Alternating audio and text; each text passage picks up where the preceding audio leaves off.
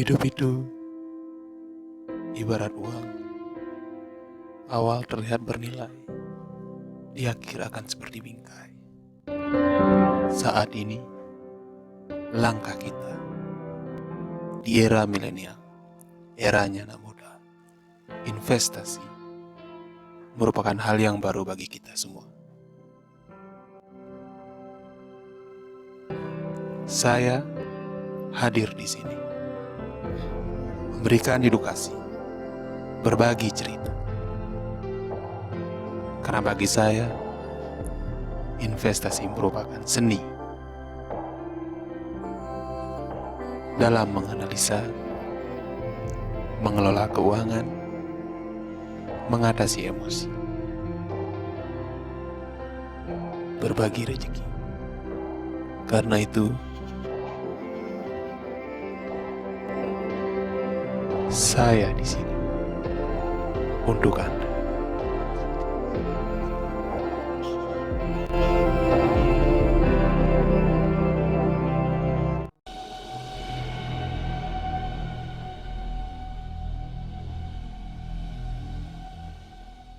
Kali ini kita akan membahas bagaimana sih keuntungan dan kerugian dalam trading. Tapi sebelumnya, karena gua belum tahu atau belum terlalu paham mengenai trading, maka kita akan panggil yang lebih paham, anak muda, sukses dalam trader, umuran masih 20-an.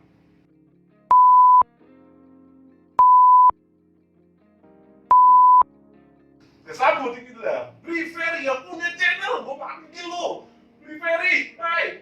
Dari tadi dia di samping sebenarnya, cuman ya kita yang begini, mau gimana lagi bro? Aduh, kabar? Baik, tadi kan sore kita sepi. Oke guys, nama gue Oki, ya gue punya channel Dream Oki. Di situ ada konten gaming, ada konten review makanan, ada konten review. Nanti gue akan mereview semua yang bisa gue review. Iya. Bukannya sombong guys, emang gue orangnya sombong. Mau apa lu guys? Diam! Sekarang. Guys, kita sekarang yang tadi kembali ke topik. Kita akan membahas keuntungan dan kerugian dalam trader. Trading apa trader sih? Oh, trader itu orangnya. Trading itu topiknya. Trading tentang keuntungan dan kerugian. Oke.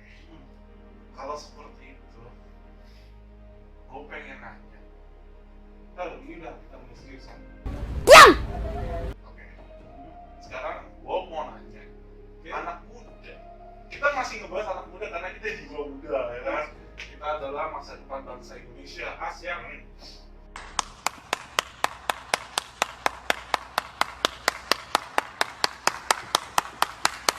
Anak muda sekarang ini kan yang sebelumnya di episode pertama pernah gue bahas itu adalah hanya memikirkan keuntungannya saja, tidak memikirkan kerugiannya. Ada risiko di sana. Dan ada risiko. Jikalau gue pengen nanya, kalau misalnya kita rugi, apakah kita bisa bangkit lagi? Apakah kita, misalkan kita nanam nih modal 1 juta, misalnya kita kehilangan 700.000, apakah bisa balik ke 1 juta lagi? Bisa dengan waktu yang singkat. Kalau untuk bicara keuntungan itu perlu waktu, karena kan untuk rugi kan tergantung dengan kondisi pasar, kondisi marketnya. Kondisi pasar, kondisi market. Iya, market bahasa Inggrisnya, bahasanya pasar. Oh my God! Wow! Jadi kembali lagi keuntungan dan kerugian yang dialami teman-teman yang kita sekarang ini kan. Ini kan ini masih trendingnya kan, banyak yang rugi di kripto, mata uang digital, di Bitcoin. Iya betul. Rugi koin. Jadi ya 2 bulan ini isunya itu banyak yang rugi dari trading investasi Bitcoin atau cryptocurrency. Jadi cryptocurrency itu mata uang digital gitu. Iya. Iya kan banyak tuh yang berita-berita itu banyak mengalami kerugian. Sekarang dari episode pertama ya, pengen yang gua belum dapat jawaban gitu loh nih. Sebenarnya apa sih ini berapa yang kok bisa turun drastis gitu? Marketnya. Iya, marketnya kok bisa turun? Yang menurunkan itu siapa sih? Bot kah atau apakah? Itu kurang paham gue asli. Pertanyaannya bagus sih. Jadi kalau umpamanya market itu kenapa turun ya? Tiba-tiba turun drastis, tiba-tiba naik drastis. Gratis. Kalau di setiap produk yang kemarin di episode pertama kan ada beberapa produk tuh yang bisa kita tradingin. Ya, tuh. Nah sekarang kalau kamu nanya kenapa bisa turun, di setiap produk itu beda-beda faktor. Jadi sekarang aku kasih contoh kalau di forex mata uang, Oke. mata uang seperti euro, USD, IDR, kita juga kan pakai IDR kan kalau rupiah. Yang membuat mata uang itu melemah atau menguat itu faktornya dari PDB besar, Apa tuh? PDB negara, PDB itu apa? domestik bruto.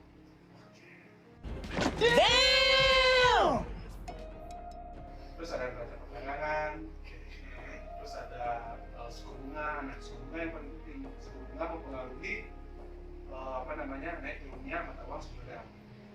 Terus ada manufaktur, jasa. Nah, sama halnya ketika corona terjadi di suatu negara, manufaktur jasa itu kan sangat-sangat turun. Karena kan jasa ekspor impor. Nah, itu yang mempengaruhi mata uang itu bisa turun. Kalau kita bicara forex. Nah, kalau kita bicara yang namanya cryptocurrency, uang koin. Nah, kalau itu memang kalau berdasarkan pengalamanku ya, orang trading rugi di cryptocurrency ya karena mereka fokusnya harus ke grafik aja. Maksudnya faktor news di luar dari grafik itu susah. Kalau menurutku loh ya. Karena cryptocurrency, kamu tahu nggak kenapa cryptocurrency bisa ada? Ya tuh makanya aku nanya. Itu di mining. Jadi cryptocurrency itu kayak kamu punya CPU banyak komputer ya. Jadi dia di mining pakai data, pakai listrik. Berarti bisa di Iya. ya bahasa kotor ya bisa dibigoin lah. Kalau Ya. naik atau turun itu secara CPU itu berarti buat dong atau gimana? Ya kalau semua pasar market pun bisa sebenarnya. Seperti mata uang pun ada yang menggerakkan, emas pun ada yang menggerakkan. Hanya saja kan sekarang totalitasnya. Ibaratnya kalau emas, mata uang itu kan sudah mendunia ya. Jadi dipermainkan pun agak susah gitu. Karena itu menjadi acuan kesepakatan antar bersama. Kalau umpamanya cryptocurrency itu kan itu individu. Umpamanya aku nih, seperti Elon Musk, dia buat yang namanya Dogecoin. Dogecoin dia koin yang gambarnya seperti ini, ya kan? Nah ini kan dia membuat mata uangnya dia sendiri ya untuk diperjualbelikan. Impactnya kan belum seluas mata uang yang lain, belum seluas emas kan. Jadi itu dari faktor kenapa bisa turunnya ataupun naik suatu harga di dalam produk yang kita trading. Oke, stop sampai sini. Tadi kan kita sempat menyinggung emas dan perhiasan lah. Yep. Nah, gue pengen nanya nih sama lo nih, kenapa sih anak muda tuh gak berinvestasi lewat emas dan perhiasan itu? Padahal itu lebih menjamin dan itu ada fisik, ada barangnya. Kenapa? Ada. Sebenarnya ada Ayo, juga. Tapi nggak nggak sekarang. iya. Kenapa? Karena turunan dari harga ke yang kita beli ini itu lama. Nah, yang kita beli kan emas berlian, emas di kalung, emas di gelang, cincin. Itu kan emas yang sudah diproses dari emas antam. Tuh, Ya betul ya. tuh. Nah, kenaikan dari emas antam itu berupa angka. Angka itu yang kita tradingin. Makanya angka itu akan lebih dahulu bergerak, baru harga yang sekarang situ. Ya, harga yang sekarang. Berarti, ya betul. Ya. Jadi intinya apapun yang kita beli dalam arti mata uang, emas yang kita pakai sekarang itu adalah turunan dari angka itu. Jadi semua diatur dari angka-angka itu. Oke. Oh my god! Wow! Nah, investasi jangka panjang yang kita taruh di bank, nah itu bagaimana kerjanya? Investasi apa ini? Karena investasi kan banyak. Investasi ada investasi saham, investasi properti, investasi reksadana. Reksadana deh. Reksadana nggak masalah. Kenapa nggak masalah? Karena kan bukan kripto yang mereka investasikan. Jadi jenisnya. Berarti banyak banget berbagai macam investasi gitu. Contoh gini, apa namanya? Kayak aku lah. Aku kan sekarang punya dua akun Apa ya. gitu? Akun Forex apa apa? akun trading, kedua-duanya forex juga, cuma beda platform. Nah, sama contohnya kayak gini. Satu akun trading itu kan mini, jadi depositnya sedikit ya. Itu kantornya nggak ada di Indonesia. Kantornya nggak di Indonesia. Terus bagaimana cara percayanya kalau nggak di Indonesia? Tapi itu legal di negaranya. Nah, Jadi negaranya di negaranya di Amerika. Negara di Amerika, kantornya nggak ada di Indonesia, tetapi dia mencantumkan di aplikasi. Aku download itu aplikasi. Oke. Aku tradingin dari 2018 sampai sekarang, everything is okay. Oke, everything is okay. Iya.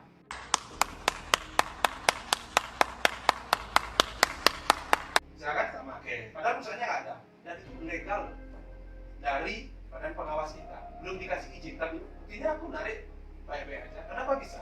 Sama hal pertanyaannya yang Oki tadi tanya dulu. Kenapa Bitcoin nggak bisa karena mereka dapat untung? Ya karena di negaranya disahkan. Sedangkan kita di sini nggak disahkan. Sama aku trading pakai perusahaannya mereka lewat aplikasi. Di sini nggak ada, tapi risikonya ada. Risikonya apa? Ketika uangku hilang, aku nggak bisa refund uangku. Karena apa? Perusahaannya nggak ada di Indonesia. Nah, guys, itu tadi penjelasan dampak baiknya mungkin ya. Nah, dampak buruknya apa nih? Misalkan, tadi kan dari ini kalau misalnya uang hilang, gue tuh nanya, terus nanti yang bertanggung jawab siapa kalau nggak ada bisa? Masa lu ke Amerika? Itu risiko. Oh, Oh God! No, God, please, no! berarti itu resikonya guys. Ya. Baca-baca dulu sebelum Jadi gini, trading. keuntungan, kenapa sih investor luar jarang mau investasi di Indonesia? Kenapa? Satu, terlalu banyak aturan. Contohnya harus bayar sana, bayar sini, bayar daerahnya, bayar lurahnya, bayar pajaknya, ya kan? Sedangkan di kenapa aku bilang gitu? Hampir 40% teman-teman kita trading, sahabat trader juga, pasti lebih banyak ngambil yang broker luar negeri. Kenapa nggak broker Indonesia? Karena si pajaknya gede. Contoh akunku kedua, kan punya dua akun tuh. Akun pertama dari perusahaannya dari Amerika, aku pakai websitenya dia. Yang kedua itu perusahaan Indonesia, legal iya, perusahaannya ada, tapi apa? Setiap aku transaksi aku kena biaya. Oke. Jadi ibaratnya kalau kita pakai yang legal, ada biaya pajak lah, biaya ini, biaya itu, spreadnya. Nah kalau aku pakai yang di luar, free. Resikonya adalah ketika uangku hilang, Hilang semua. ya hilang semua. Nggak mungkin kan saya ke Amerika. Menarik nih guys. Iya kan? Menarik nih guys.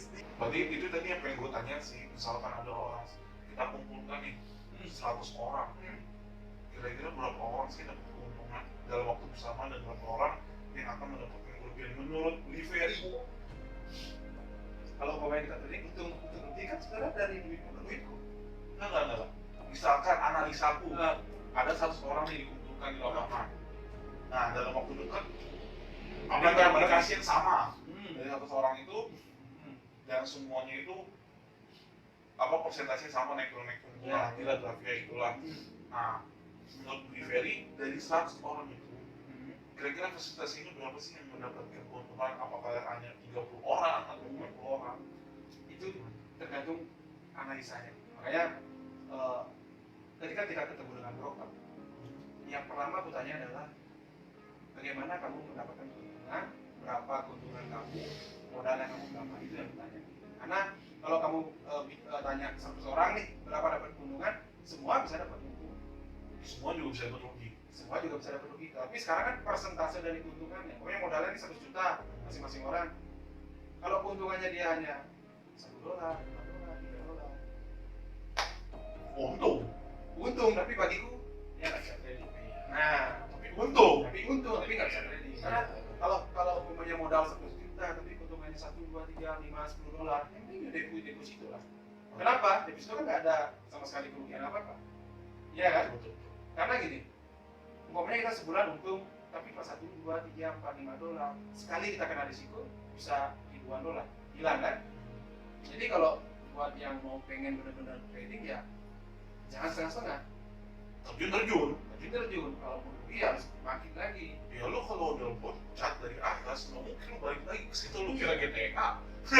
Dan ingat, jangan pernah pakai uang panas. Iya, satu. Yang kedua adalah, Jangan pakai duit orang tua, apalagi kredit duit orang tua.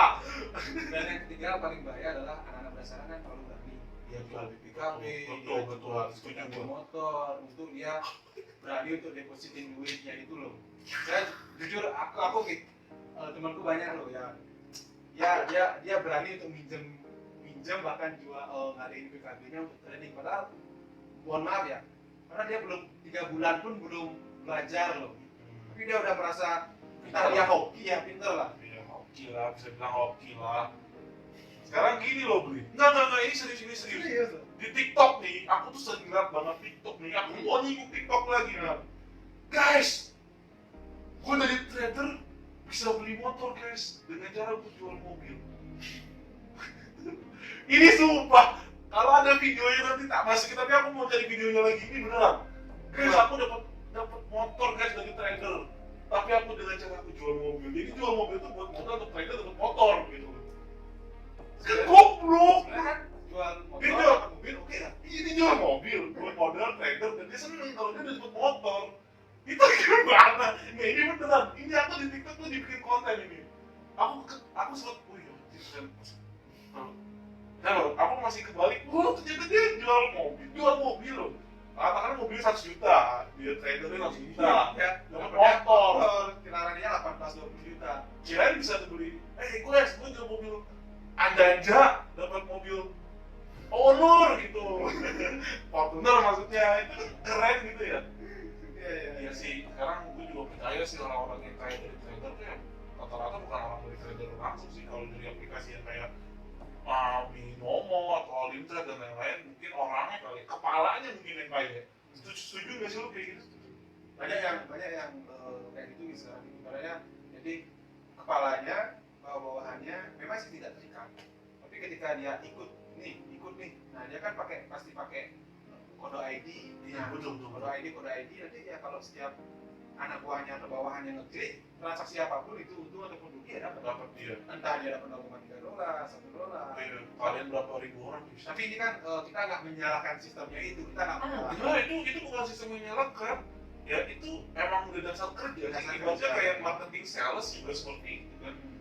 Jadi gini loh guys, buat anak muda ya, baca ini buku-buku trader tuh kalau lu banyak banget serius.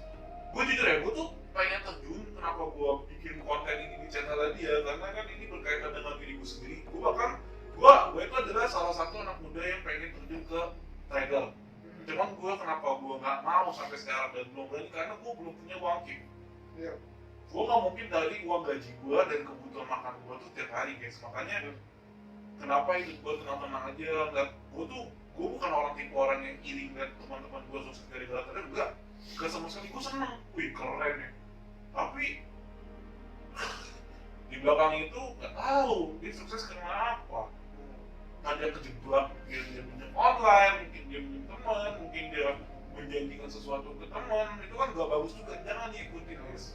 Oke, pertanyaan terakhir dari gua nih. Kita kan sempat menyinggung nih antara kerugian dan juga keuntungan. Ya warga-warga sahabat trader udah paham lah antara kerugian dan keuntungan.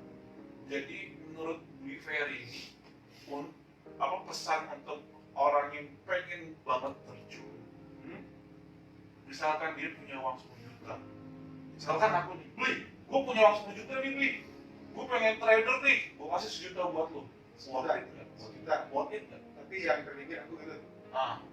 Misalkan enggak, aku tanya, Bli, aku punya 10 juta nih, aku mau masang 1 juta.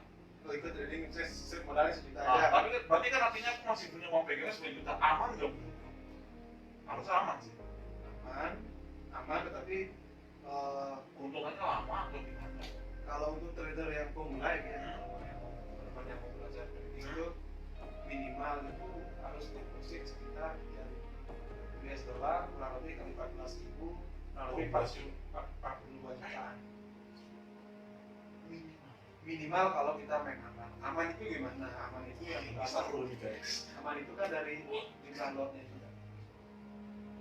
Ini gue nggak ngerti nih lot ini nih. Nanti kayak gue tanya nih lot kayak main COC lot apa? Itu lot. Nah, lot ada. Ada lot. Lot ada. Sama Mas juga. Ada masih. Nah, kalau umpamanya kita mulai di grup ya. Jadi kalau umpamanya Gak apa-apa jadi bercanda. Paling dipotong sama dia. kalau lot itu kan satuan dari yang mau kita transaksikan. Sebenarnya, nah ini juga penting. Satu lot kita bisa trading itu dulu seharga 100.000 US dollar untuk satu lot. Bayangin gitu, 100.000 US dollar baru kita bisa trading satu lot. 100.000 US dollar. dulu jadinya kita berapa? 10.000. Sampai sekarang pun sama. 150 juta. Enggak, lebih 100.000 US dollar. Sekitar 1,4. Iya, itu minimal satu lotnya. Nah, itu kenapa aku bilang itu kan trading itu untuk orang-orang yang usaha yang kaya-kaya. Nah, karena zaman semakin maju, dibuatlah yang namanya leverage. Leverage itu adalah dari 100.000 US dollar bisa diminimize. Jadi nggak mesti orang yang harus punya duit 1,4 M baru bisa dia trading. Enggak. Itu kenapa munculnya yang namanya leverage. Makanya orang deposit $100 bisa, deposit $1 aja bisa, bisa, $10 ya aja $10 bisa, 1.000 bisa, kan ada leverage. Jadi dia pakai dari satu lot pakai 0,01. Nah itu dia yang membedakan. Jadi semua kalangan bisa, pekerja bisa, tapi seperti yang kamu bilang itu kalau 10 juta kira-kira aman nggak? Kalau 1 juta ya, kalau punya modal 10 juta, nggak punya duit di tangan 10 juta. kita pakai trading 1 juta, 1 juta, aman nggak? Gitu kan? Kalau kamu udah paham analisa aman.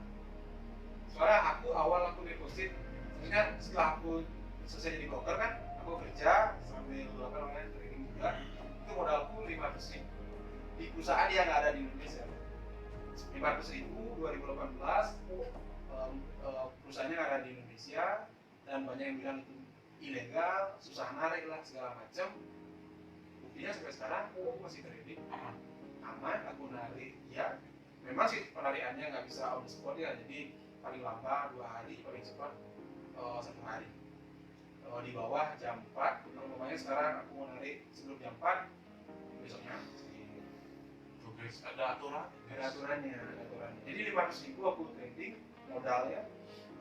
2019 aku untungnya 16 juta dari 500.000 tanpa deposit. Oke, sekarang gue mau inget nih, sebelum penutupan. Bener, ini bener gue inget. Ini wahai kata netizen ya, bukan kata gue ya. Karena gue kan sering baca komen di TikTok nih. Gue sebenarnya bukan anak TikTok, tapi gue suka aja baca-baca komen di TikTok. Ada yang mengatakan begini, apa bedanya trading atau orang trader sama judi online? Bedanya? Nah, ini menarik nih, menarik ya? Menarik. Aduh, jangan dijawab guys, karena menarik. Kita akan lanjut ke next episode. Ini bakal panjang nih, bedanya antara trading. Nah, gue gak mau sekarang, ini bisa jadi episode ketiga. Trading sama Apa jadi online? judi online. Kan banyak banget yang nyamain dan udah banyak video sama ini sama. Oke, sekian dulu video sampai di sini Bli. Oke, ini aku yang terima kasih atau kayak terima kasih? Sama-sama terima kasih, biar cepet udah. Makasih semuanya. Jangan lupa like, komen, subscribe di channel dengan Studio Bali dan Dream channel Hoki. channelmu bahas apa lagi? Biar teman-teman juga tahu. Aku sekarang akan untuk lanjutannya aku akan membahas tentang review makanan dan juga aku pengen bikin sinematik, tapi sampai sekarang belum karena aku belum ke pantai guys.